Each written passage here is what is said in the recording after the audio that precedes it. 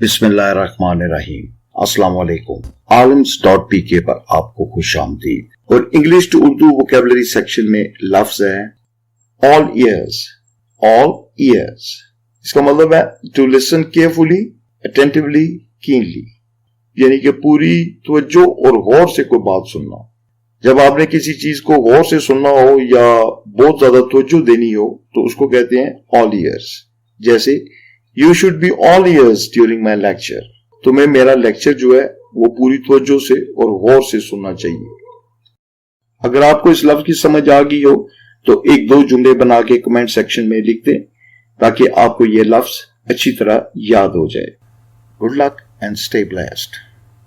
दोस्तों, याद रखें कि किसी भी नए लफ्ज को समझने और याद रखने का बेहतरीन तरीका ये होता है कि इसको किसी रोजमर्रा गुफ्तगू के जुमले में इस्तेमाल किया जाए।